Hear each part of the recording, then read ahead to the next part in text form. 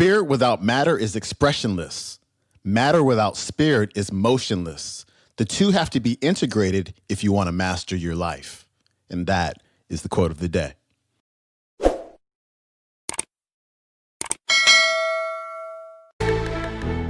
Welcome back to the Quote of the Day show. I'm your host, Sean Croxton of SeanCroxton.com. Thanks for tuning in to our Finance Friday episode where we talk about all things money mindset. Today's featured speaker is Dr. John Demartini. He's talking about the separation between spirituality and financial wealth. And this clip is one that was sent to me. It's from an interview that was sent to me way back in 2009 where I was dealing with the struggles between spirituality and financial wealth. I went to Catholic school from K through 12. And so when it came time for me to actually build a business and start earning income, I really ran up against those obstacles. I really ran up against the consternation of, oh my God, making money is not spiritual. I should not be making money. It's not a spiritual thing to do.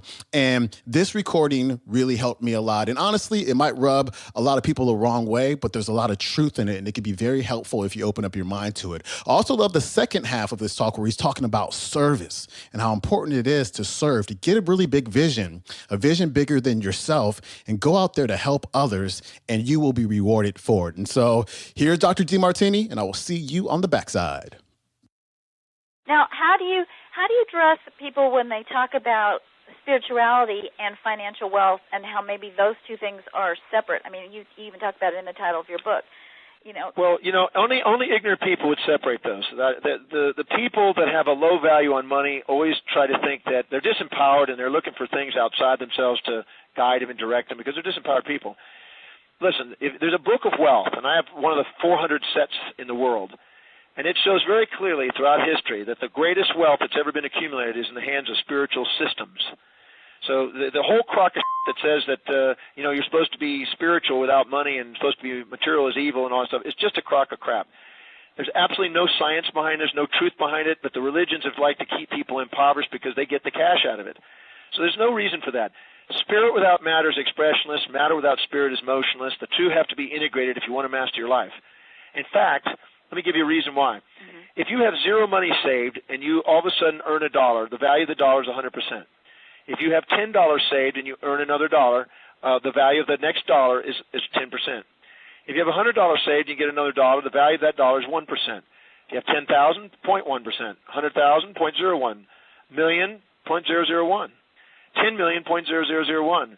So what happens is, as you accumulate wealth, the value of an additional dollar diminishes. So that means if you don't have a cause to go and motivate yourself to earn an additional dollar, you will eventually plateau and get unmotivated to get the money. If you have zero money, you would never wipe your butt with $1. But if you have $1 million, you don't mind wiping your butt with $1 because it's so valued, it's devalued. So that means that if you're going to accumulate wealth, if you don't have a cause that's growing faster than the diminishing value of the dollar, you'll automatically plateau your money at the level of where it's comfort. You have to have a spiritual cause to create wealth. That's why the people who think they're separate are ignorant. They don't understand the laws of money. And the people that know how to do it, the wealthiest people in history have all had spiritual quest. I guarantee I can show it to you. I've got 10 volumes showing thousands of people throughout history for the last 6,000 years that had spiritual calling, and that's what their wealth has come. The great churches of the world, the great synagogues, the great temples, all have vast spiritual cause driving great vast fortunes. Even the institutions of education, they had some spiritual inspiration driving it. So the idea of separating those is only ignorant people would actually think they're separated. Spirit without matter is expressionless. Matter without spirit is motionless. The masters put the two together. They're the two greatest driving forces we have, our metaphysical and our physical selves, our spiritual and our material selves, our, you might say, our immortal and mortal selves. We must integrate those to have it, the heaven and earth force, the gratitude and ingratitude forces. They have to be put together. Wow. So what do you do then if you have this cognitive thought, okay, I want to unify all of this, I want to live my wealth, I want to follow my spiritual path, I really want to manifest it, and you get it on a cognitive level, and yet you're still like struggling and not having the breakthrough that you want. Where do you start? You're not serving. You're not serving. You're not dedicated to service. Look, if I go around and ask 1,000 people in a conference or 10,000 people in a conference, I said, how many of you have used Microsoft Windows? Mm-hmm. Everybody puts their hand up. And I said, well, now you know why he's a billionaire. He's found a service that everybody can benefit by, a product. Now, the question is most people are saying, I want the money, but they're not thinking, how can I serve millions or billions of people to get it? I sit down on a daily basis and thinking how I can reach 7 billion people with my ideas and my work. I've reached 2 billion people now. And I think, okay, how do I go out and make a contribution? If I'm willing to go out and do whatever it takes, travel the distance, pay what a price to get the service out there, then I will receive the rewards back. If I value it and I structure it in such a way that I receive the income for it, then I have a vast fortune sitting there. There's never a lack of money. There's a lack of drive or vision. Once a person has a vision of a service they can provide and they know for certain that people value it and need it, and they go and do whatever they can to provide it, money is amazingly drawn into their lives. So there's never a lack of money. There's a lack of vision and motivation and service, that's all. And so I say that if you really want to go out and make some money, go find out how you can serve people and serve people way beyond anybody else. And, man, the money comes to you.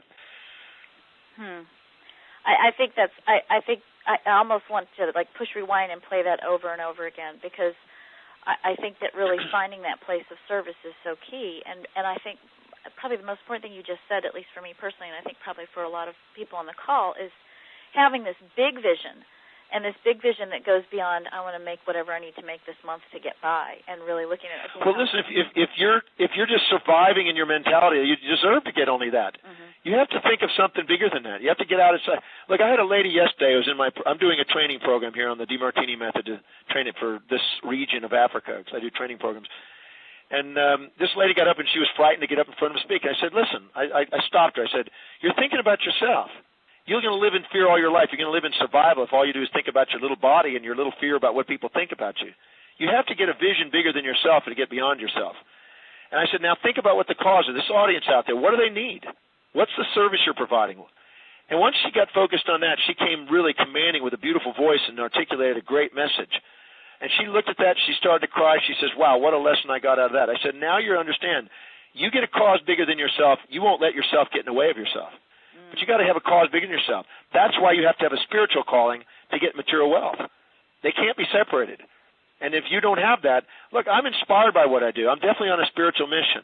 I got wealth because of that, not because I'm trying to avoid spirituality or because I'm trying to avoid wealth. It's crazy to separate those two. If I go out and serve 2 billion people, I deserve $1 billion back. As simple as that. Okay. All right, that was Dr. John Demartini of drdemartini.com dropping truth bombs about spirituality and financial wealth. And you may have heard me talk about this before, but the full version of the interview is something that completely changed my life, and it changed my perception of a lot of things, including money mindset. If you want to hear the entire interview, you can find it on my website, SeanCroxton.com. Look up episode number 56 of the Quote of the Day, and I'll leave the link in there. Also, you'll be able to find it on Facebook, Facebook.com/Sean Croxton. I'll leave it pinned to the top of the page for a few days. And that's it for me. I hope you had an amazing week, and I want you to have an incredible weekend, and I'll see you on Monday. If you get a chance, please rate and review and subscribe to the Quote of the Day show on iTunes. It helps a whole lot. Thank you very much, and I will see you next time. Peace.